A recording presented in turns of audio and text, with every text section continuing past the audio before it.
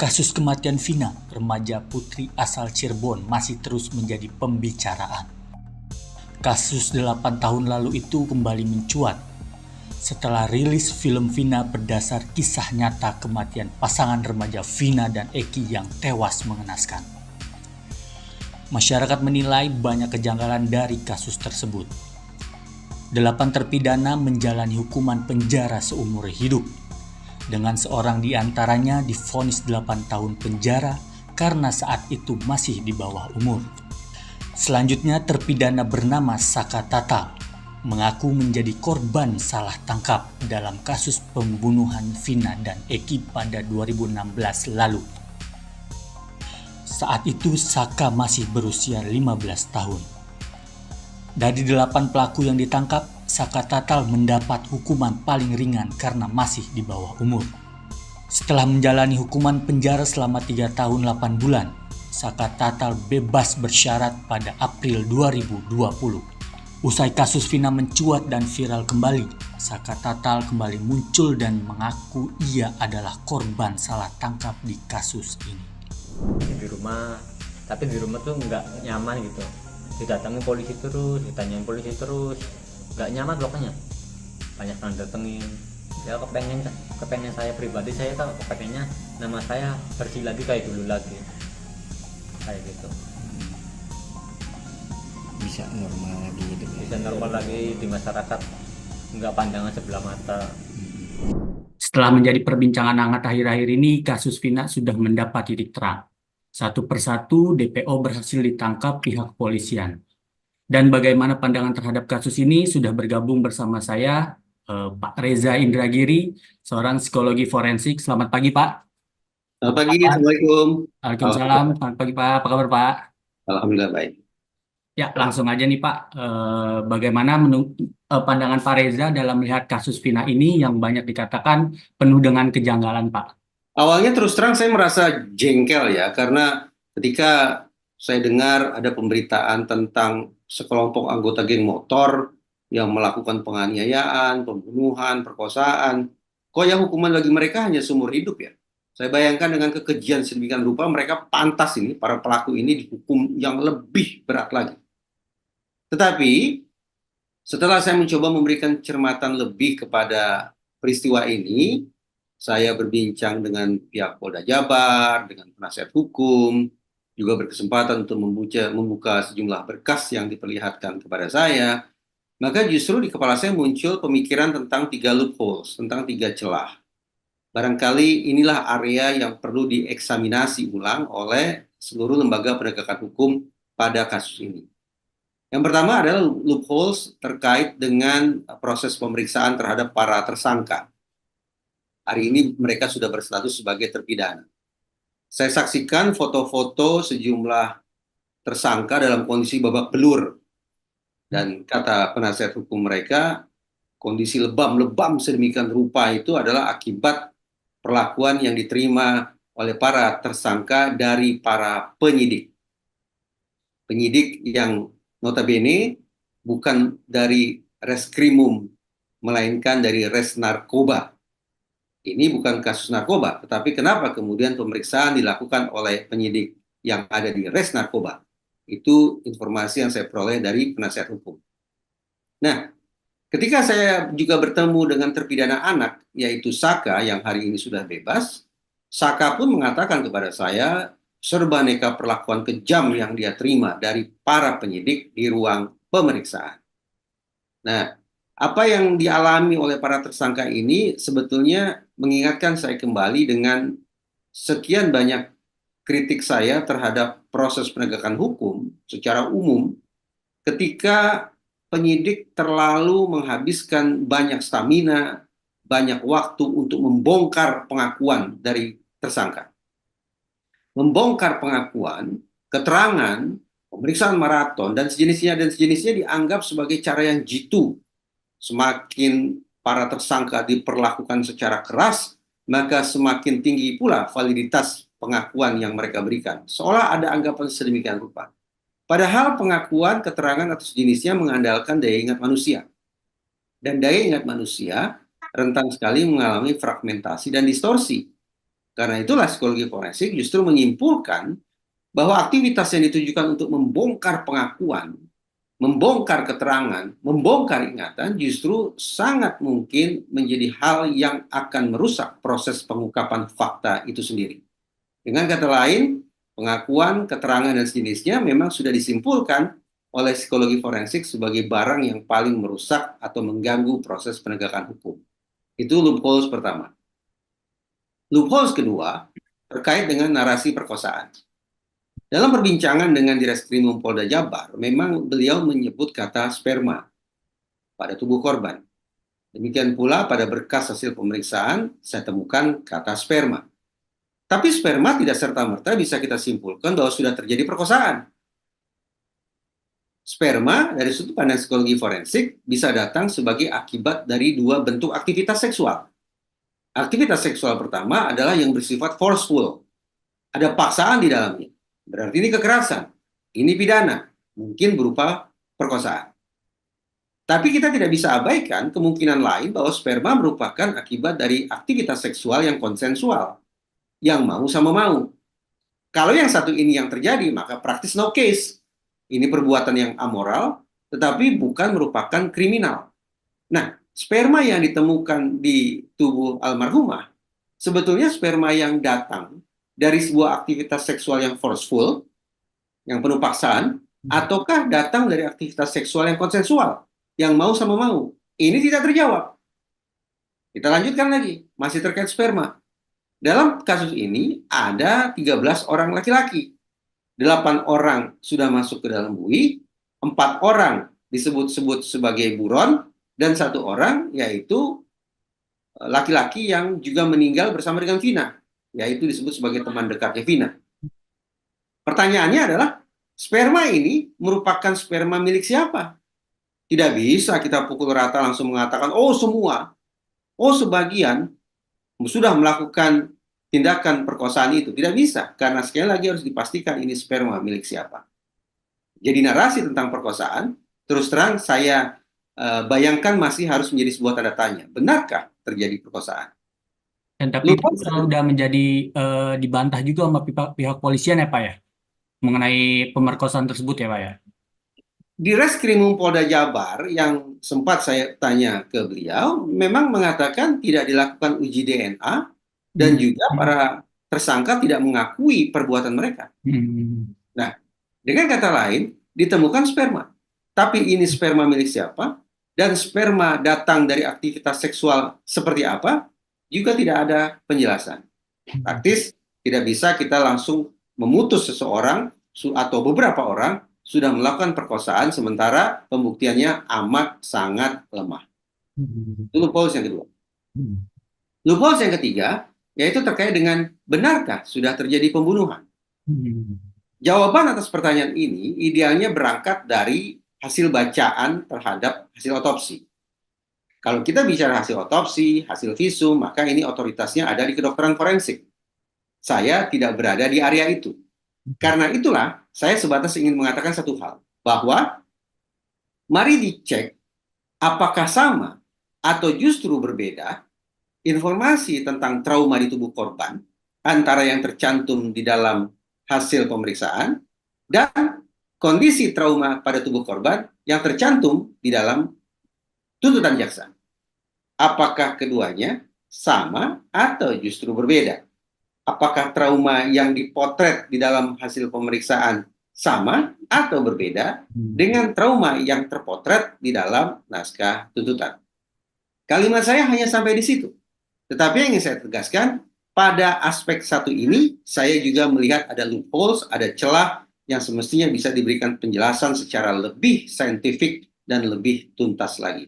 Itulah 3 loopholes yang saya lihat, diantaranya masih ada sejumlah loopholes lain sesungguhnya, yang berujung pada 2 pertanyaan, yaitu benarkah terjadi perkosaan dan benarkah terjadi pembunuhan. Ya, kan juga diduga adanya pembunuhan berencana ya Pak. Apakah udah bisa dibuktikan dengan dugaan tersebut Pak, adanya pembunuhan berencana itu? Sesaat lalu kita sudah berbicara tentang benarkah terjadi pembunuhan. Sekarang kita maju, benarkah terjadi pembunuhan berencana? Sekarang kata kuncinya ada pada berencana. Unsur perencanaan hanya bisa dibuktikan kalau bisa diyakinkan bahwa pada 10 orang itu, 8 sudah masuk bui, 4 orang berstatus buron, kalau kepada mereka bisa dipastikan adanya 4 hal, yaitu target, insentif, sumber daya, dan resiko. Kalau 4 hal ini dipastikan ada di kepala masing-masing terpidana, dulunya terdakwa, sebelumnya tersangka, kalau 4 hal ini memang ada di kepala mereka secara kumulatif dan tersedia sebelum mereka melancarkan aksi, maka baru sah sudah disebut sebagai perbuatan berencana. Alhasil kita gandengkan untuk membuktikan apakah ini pembunuhan atau bukan pembunuhan, kecelakaan misalnya, silakan bandingkan antara hasil otopsi, hasil visum dengan tuntutan jaksa. Sementara untuk membuktikan perencanaannya ada atau tidak, silakan diinvestigasi terkait 4 hal yang semestinya tersedia di dalam kepala para tersangka, yaitu target, insentif, sumber daya, dan resiko. Kalau semuanya terbukti bundar sempurna, baru sah sudah. Kita pantas sebut mereka sebagai pelaku pembunuhan berencana. Ya, ini Pak, ada lagi adanya salah tangkap terpidana yang dilakukan oleh pihak kepolisian. Yang saya ingin tanyakan, kenapa baru 8 tahun ini baru ketahuan si Saka Tatal ini bukan pelakunya? Menurut Mas Reza, ini apakah mungkin nggak sih pihak kepolisian ini melakukan salah penangkapan atau apakah ada unsur-unsur lain dari salah tangkapnya si Saka Tatal ini? Kasus salah tangkap sebetulnya bukan cerita kemarin sore. Sudah sejak sekian tahun silam, catatan penegakan hukum kita mengenal yang namanya salah tangkap. Kasus yang paling legendaris adalah kasus Sengkon dan Karta. Ada 2 orang yang sudah dijebloskan ke dalam penjara karena divonis bersalah melakukan pembunuhan. Namun di kemudian hari, ada orang yang terketuk hati nuraninya sampai kemudian datang ke kantor polisi dan membuat pengakuan bahwa saya lah sesungguhnya yang melakukan pembunuhan itu. Sengkon dan Karta sudah terlanjur meringkuk di dalam penjara. Kasus hukum mereka, putusan atas diri mereka sudah inkrah, sudah final, sudah mengikat. Tapi ternyata fakta menunjukkan bahwa ternyata sesuatu putusan hukum yang sudah inkrah pun bisa saja mengandung kekhilafan di dalamnya. Inilah yang menjadi presiden bagi adanya sebuah mekanisme luar biasa yang diistilahkan sebagai PK atau peninjauan kembali. Juga kita ingat bagaimana advokat senior sekaliber Otto Hasibuan pun sampai hari ini masih mempersoalkan Jessica, kliennya, yang tetap diyakini tidak melakukan apa yang didakwakan terhadap dirinya. Juga dulu, kalau saya tidak salah, ada pengamen yang sempat ditangkap oleh polisi, kemudian mengalami perlakuan kekerasan sedemikian rupa, tapi kemudian akhirnya dilepaskan kembali. Kenapa harus dilakukan perlakuan yang kejam terhadap si pengamen tersebut? Ya, sekali lagi, barangkali karena penyidik sepertinya kesulitan untuk menemukan alat bukti, sehingga yang paling mudah memaksa seseorang yang sedang diperiksa untuk mengeluarkan pengakuan, betapapun pengakuan itu rekayasa sifatnya, yaitu dengan cara-cara kekerasan. Nah, berangkat dari potret-potret salah tangkap semacam itu, kasus Jessica sudah inkrah juga, tetapi tadi saya katakan Otto Hasibuan masih menganggap itu sebagai kriminalisasi, ya, mengada-ngada. Nah, kasus-kasus sedemikian rupa acap diistilahkan sebagai miscarriage of justice atau proses penegakan hukum yang sesat. Apakah pada kasus yang kita perbincangkan ini juga sudah berlangsung miscarriage of justice? Pertanyaan itu muncul karena katup kesadaran publik pun sudah terbuka.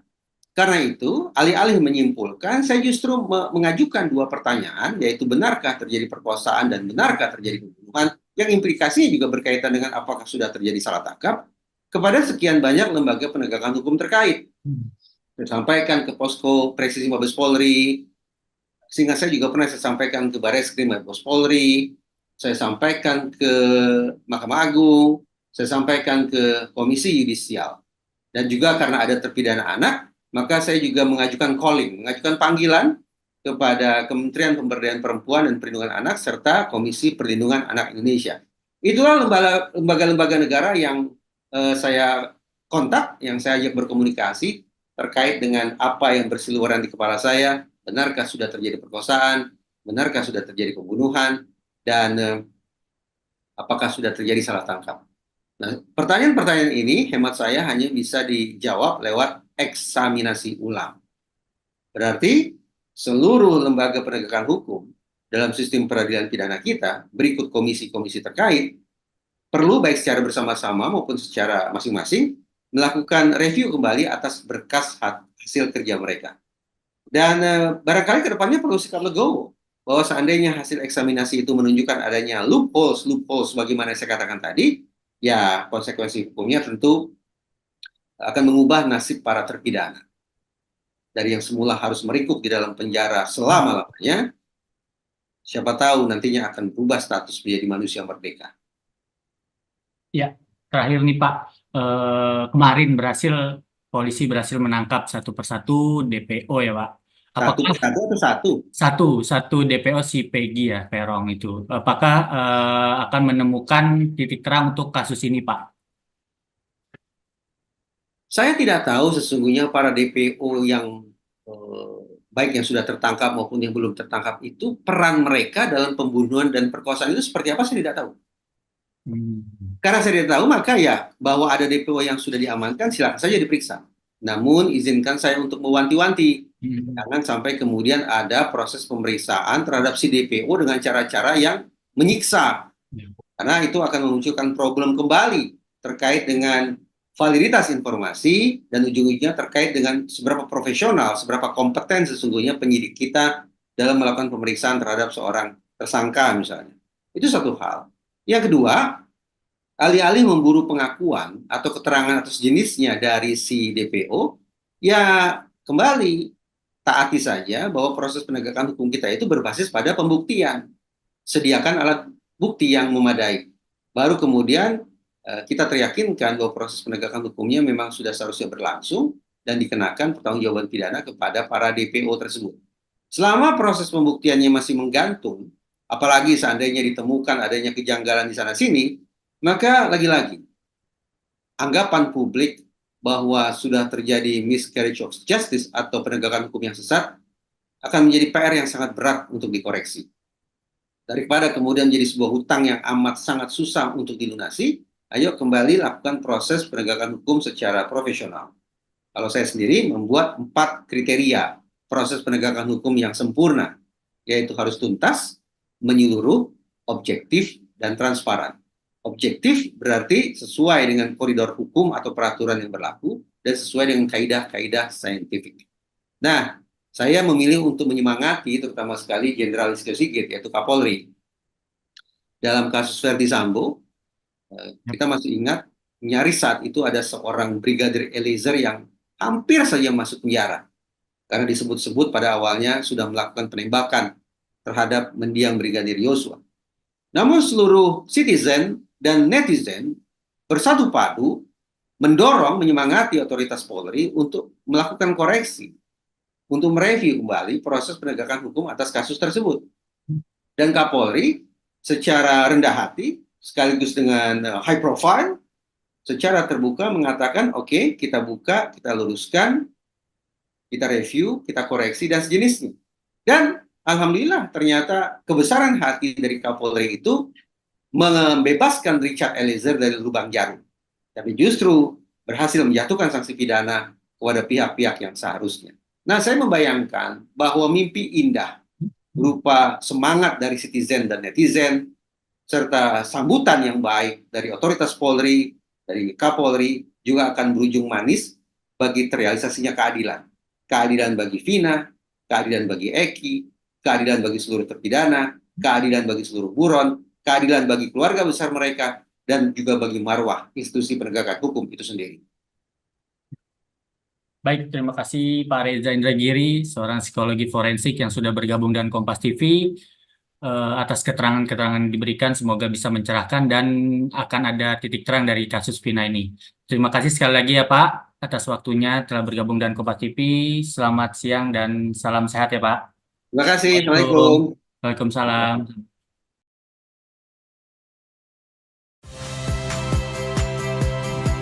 Saya Cynthia Rompas. Saksikan program-program Kompas TV melalui siaran digital, pay TV, dan media streaming lainnya. Kompas TV, independen, terpercaya.